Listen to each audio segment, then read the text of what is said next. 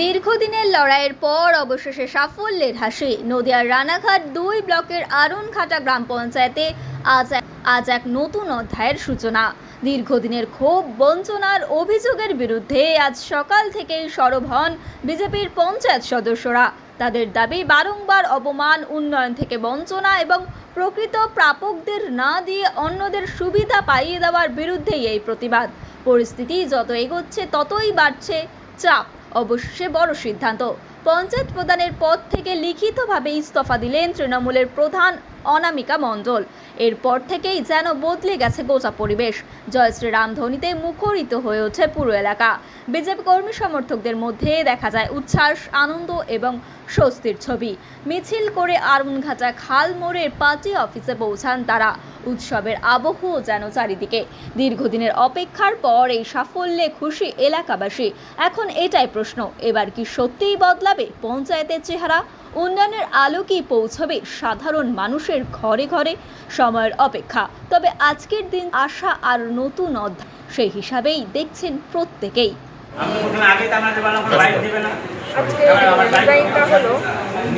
আগামী দিনে যিনি আসবেন এই চেয়ারে বসবেন তাকে ওয়েলকাম, অনেক ভালোবাসা রইল। আমার থেকেও ভালো বেটার কাজ করুন, আরও কাজ হোক, সব জায়গায় কাজ হোক। আমি হয়তো অনেক জায়গায় কাজটা করতে পারিনি, কিছু বাধ্যবাধকতা, রেস্ট্রিকশান থাকে। আমি একটা দল হোল্ড করি, মানে সেই পার্টি কোনো কিছুতে রেস্ট্রিকশান থাকে, সেটা আপনারা সকলেই জানেন। আগামী দিনে আমি চাইব প্রধানকে যেন প্রধানের পাওয়ারটা দেওয়া হয়,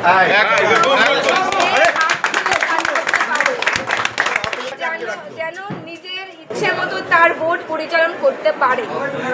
তাহলে হয়তো আমাদের এই সিচুয়েশনটা আসে না, আমরা সকলে ভালোভাবে কাজ করতে পারি। আমি আমার কোনো মেম্বারের সঙ্গে মিসবিহেভ করিনি, কোনো পাবলিকের সঙ্গে করিনি। আমি যতটুকু পেরেছি তাদের সকলের মানে সহযোগিতা করার চেষ্টা করছি। হয়তো 100-এ আমি সফল হতে পারিনি, তার জন্য আমি দুঃখিত। আজকে দেখলাম আপনি বারবার করে ফোন করছিলেন আপনার বিভিন্ন নেতা নেতৃত্বের কাছে, কিন্তু আজকের দিনে আজকে আপনার পাশে এসে কেউ দাঁড়াল না। কি বলবেন এই বিষয়ে? এই বিষয়ে আমি কিছু বলে নেই, কারণ আমি যখন এই মানে নিলাম, টেক ওভারটা নিলাম, তখন আমি জানি দিন শেষে আমাকে একাই সব কিছু হ্যান্ডেল করতে হবে। আমি কিন্তু জানতাম এই দাতারা আসবে, মানে বিজেপি পার্টি থেকে সকলে আসবে। আমিও কিন্তু সেই সৎ সাহসটা দেখিয়ে এসেছি, কারণ আমি কোনো ভুলভাল কাজ করিনি। আমি যতটুকু পেরেছি কাগজপত্র সব ওকে রেখে অথেন্টিক কাজ করার চেষ্টা করেছি।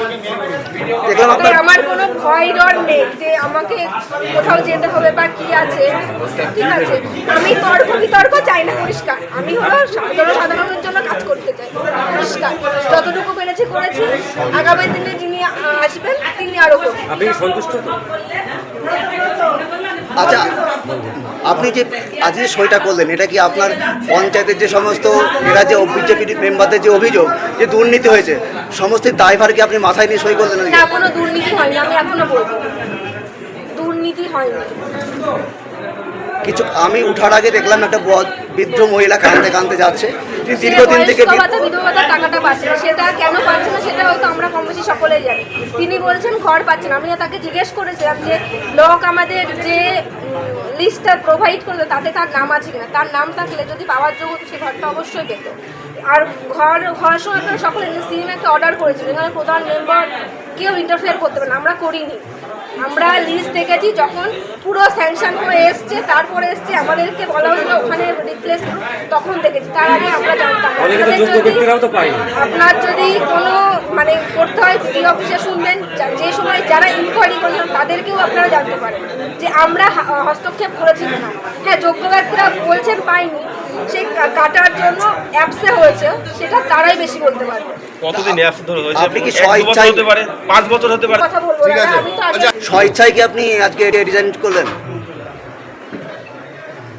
পৃথিবীর 3 ভাগ জল 1 ভাগ স্থল, তাই পানীয় জলের অভাব নেই। কিন্তু বিশুদ্ধ পানীয় জল একটাই, বৃষ্টি অ্যাকোয়া। প্রতি ফোঁটায় আনে তৃপ্তি, মেটায় তেষ্টা। বৃষ্টি অ্যাকোয়া, বিশুদ্ধ পানীয় জল।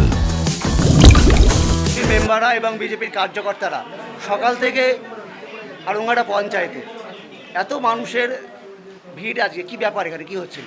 ব্যাপারটা হচ্ছে শুধু বিজেপি কার্যকর্তা বা মেম্বার না, এটা হচ্ছে আরুনঘাটার সাধারণ মানুষ ছিল। কারণ দীর্ঘদিন ধরে আজকে অঞ্চলটা তৃণমূল কংগ্রেসের ছিল।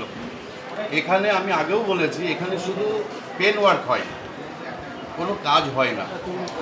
আমি একদম দায়িত্ব নিয়ে বলছি যে এই আরঙ্গাটা পঞ্চায়েত আগে যা ছিল সেই তুলনায় আজকের যা পরিস্থিতি, যেভাবে একটুখানি জল পড়লে সারা আরঙ্গাটা ভেসে যায়, কোনো ডেভেলপ নেই, নোংরা চারিদিকে ছড়িয়ে ছিটিয়ে আছে, শ্মশানে এত বডি যায়, সেখানে কোনো ডেভেলপ হচ্ছে না। এই জন্য মানুষের এটা একটা বহিঃপ্রকাশ ঘটেছে, যেহেতু সারা রাজ্যেই ঘটেছে। মা বোনেরা আমাদের ভারতীয় জনতা পার্টিকে নিয়ে এসছে, তাদের ইচ্ছা ছিল অনেক দিন ধরে আরঙ্গাটা গ্রাম পঞ্চায়েত চেঞ্জ হবে। প্রধানকে বলেছে, প্রধান সেটা বুঝতে পেরেছে, প্রধান নিজেও স্বীকার করলো যে হ্যাঁ আমাকে ধরলক্ষণ করে চেয়ারে বসিয়ে রাখতো, আমাকে কোনো কাজ করতে দিত না। এটা আপনারাও নিজেরা শুনলেন, প্রধানের পাওয়ার ওনাকে দেওয়া ছিল। এবং প্রধান নিজেও বললো যে আগামী দিন যে আসবে তাকে যেন পাওয়ারটা অন্তত দেওয়া হয়, কাজটা যেন ঠিকমতো করতে হবে। নিজের পক্ষ থেকে এসেছিলাম আরঙ্গাটা অঞ্চলে আমাদের মাননীয় প্রধান মাননীয়া, উনি আজকে স্বইচ্ছায় আজকে রিজাইন দিল, কারণ উনি নিজেই এই তৃণমূল যে সরকার ছিল বিগত দিনে ওনাকে, ওনার কথা এটা ঠিকমতো কাজও করতে দেয়নি। ওনাকে একটা চেয়ারে শুধু জাস্ট বসিয়ে কয়েকজন ওনার মাথায় কাঁঠাল ভাঙার চেষ্টা করেছিল। সেই বিষয়ে আপনাদের যদি কোনো প্রধান ম্যাডামের সাথে কিছু বলার থাকে আপনারা বলতে পারেন। 3 বছর ধরে প্রধান আমাদের তো কোনো কাজই দেয়নি। আবার আমরা যদি ওখানে পঞ্চায়েতে কোনো মিটিংয়ে আমাদের ডাকে, পুরোপুরি আমাদের কোনো কথা শোনেই না, আবার হচ্ছে আমাদের কথা জিজ্ঞাসাও করে না। আমি 2 বছর আগে থেকে বলছি যে আমাদের এই স্বাস্থ্যকেন্দ্র আছে 121 নম্বর বুথে, সেটা হচ্ছে কি সারার জন্য, মেরামত করার জন্য। ওরা আমাদের কথা না শুনে হচ্ছে শুরু করলে কাজ দেবো, কিন্তু একটা মহিলা, গর্ভবতী মহিলা, সে হচ্ছে ওই জলে পড়ে যায় অনেক জল জমার কারণে, কিন্তু তাও ওরা সেই কাজটা করে না। এবং ভিডিও ফুটেজও দেওয়া হয়, ভিডিও গর্ভবতী মহিলা। তারপরে প্রধানের কাছে ফোন করলো, প্রধান ফোন ধরে না। আমাদের বিধায়কের কাছে বলার পর বিধায়ক হচ্ছে গিয়ে ওই রাস্তাটা 100 মিটার পর্যন্ত করে দিয়েছে, যাতে গর্ভবতী মায়েরা ওই পথ দিয়ে যাতায়াত করতে পারে। কিন্তু আমাদের গ্রাম পঞ্চায়েতের প্রধান এতবার বলার সত্ত্বেও উনি কিচ্ছু করেন। আবার বলছে যে আমি সব করেছি, সব আমার হচ্ছে গিয়ে খাতায় লেখা আছে, কিন্তু উনি কোনো খাতা পত্র কিচ্ছু রাখতে পারছেন। আপনারা যে রাজ্যে বিক্ষোভ দেখালেন কতটা সফল আজকে? আমরা পুরোই সফল, আর আমরা খুশি। আপনারা যে দাবি ছিল আপনাদের পঞ্চায়েতের প্রধান আজ ইস্তফা জমা দেবে, তাতে কি উনি ইস্তফাতে সই করেছিলেন? হ্যাঁ, করতে চাচ্ছিলেন না, অনেক বলার পরে, বোঝানোর পরে, তারপরে অনেক কথা ধরে, তারপরে ওকে তুলে ধরা হলো, তারপর উনি রিজাইনের সই। আপনারা কত টাকা খুশি আজকে? আমরা আজকে ভীষণ খুশি। জয় শ্রীরাম। আপনার নাম? আমার নাম মণিমালা সরকার। আমি স্কুল জেআরএস পাবলিক স্কুল প্রায় 35 বিঘা জমির ওপর গড়ে উঠেছে বিশাল ক্যাম্পাস। নার্সারি থেকে শুরু করে উচ্চ মাধ্যমিক, ITI college, law college, BEd college, ভর্তি চলছে। জেআরএস পাবলিক ব্যালকনি বা সিঁড়ির রেলিং, মডিউলার কিচেন বা ড্রয়িং রুম, এক কথায় আপনার স্বপ্নের বাড়িকে করে তুলুন আরো সুন্দর। Chakdah ply centre, gorgeous look বা কোয়ালিটি সবেতেই number 1। Chakdah ply centre, Chakdah ply centre, KBM, Chakdah, Nadia. করবেন, কেন করবেন বুঝতে পারছেন না তো?